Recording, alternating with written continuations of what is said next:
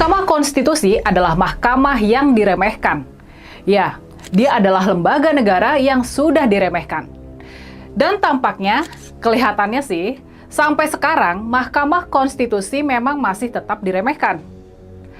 Kalau kita melihat betapa menggebu-gebunya, betapa terburu-burunya kubu Pak Prabowo buat mengajak Ibu Mega bertemu tanpa menghiraukan proses konstitusional yang masih berjalan di MK, maka kita bisa berkesimpulan kalau kewibawaan MK memang sudah nggak dianggap lagi. Proses di MK mungkin dianggap tidak penting dan sebatas seremonial belaka.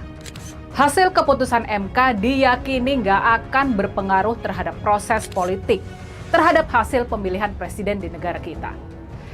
Dan kalau kita lihat dari manuver-manuver kubu Pak Jokowi juga, maka kesimpulan yang sama, yakni proses di Mahkamah Konstitusi sebatas seremonial dan keputusannya nggak bakalan berpengaruh terhadap hasil pemilihan presiden. Bisa jadi semakin valid.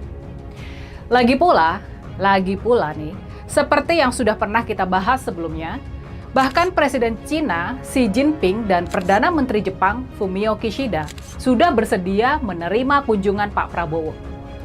Ini benar-benar menunjukkan kalau proses konstitusional yang sedang berlangsung di Mahkamah Konstitusi soal penentuan hasil akhir Pilpres memang sudah gak dianggap lagi. Mahkamah Konstitusi adalah lembaga negara yang diremehkan. Dia sedang diremehkan. Jadi, apakah sidang-sidang MK yang sudah kita saksikan selama ini memang sebatas gimmick? Apakah semua itu sebatas pemenuhan prosedur yang hasilnya nggak mungkin berpengaruh terhadap hasil Pilpres kemarin? Apakah kita bisa sedemikian yakin kalau Mahkamah Konstitusi nggak bakal berani mengungkap campur tangan Presiden Jokowi yang sudah melebihi batas dan bersifat abuse of power itu? Apakah Mahkamah Konstitusi nggak akan sanggup mengungkap nepotisme Pak Jokowi di Pilpres kemarin? Apakah Mahkamah Konstitusi nggak bakal bisa mengungkap kecurangan-kecurangan di Pilpres yang baru lalu? Jadi, wajarkah kalau kita jadi bersikap pesimis terhadap putusan MK di hari Senin nanti? Normalkah kalau kita akan ikut meremehkan Mahkamah Konstitusi?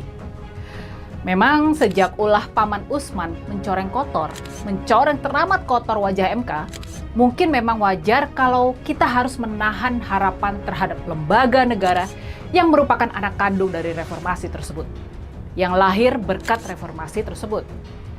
Tapi tentu saja dengan diiringi bisikan doa, kita tentunya adalah orang-orang, kita adalah pejuang-pejuang yang nggak boleh hilang harapan.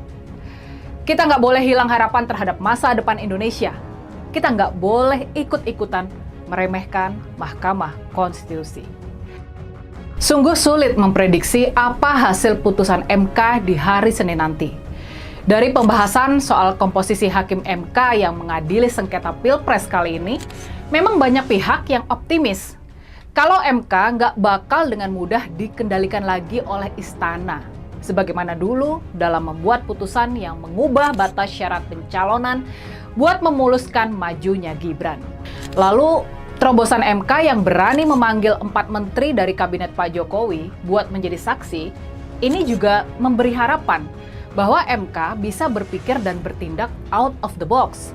Dan makanya harapan terhadap MK tersebut tampak mewujud dalam bentuk penyerahan amicus curiae, surat masukan dari para sahabat pengadilan kepada MK, yang sekarang ini jumlahnya mencapai lebih dari 20 buah, dikirim oleh lebih dari 20 pihak berbeda, termasuk ada yang dibuat oleh Ibu Megawati Soekarno Putri, presiden kita yang kelima. Dokumen-dokumen amicus curiae adalah semacam kepercayaan dan dorongan agar MK bisa memutus perkara sengketa ini dengan berani.